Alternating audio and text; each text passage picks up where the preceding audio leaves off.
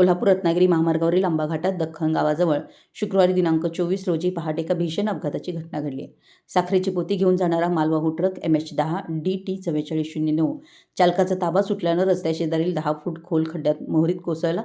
या घटनेत चालक मोहम्मद शमशेर अन्सारी वय 36 राहणार झारखंड याचा जागीच मृत्यू झाला आहे. मिळालेली माहिती अशी की हा ट्रक पलटण येथील श्रीराम सहकारी साखर कारखान्यातून 30 टन साखर घेऊन जयगडकडे चालला होता. दख्खन गावाजवळील एका धोकादायक वळणावर चालकाचं नियंत्रण सुटलं आणि अवजड ट्रक थेट खंदकात कोसळला. 30 टन मालाच्या प्रचंड वजनामुळे ट्रकच्या पुढच्या भागाचा पूर्णपणे चक्काचूर झाला. यामध्ये चालक अडकला गेला होता. घटनेची माहिती मिळताच पोलीस निरीक्षक घावरे, PSI प्रमोद वाघाटे व सहकाऱ्यांनी घटनास्थळी धाव घेतली.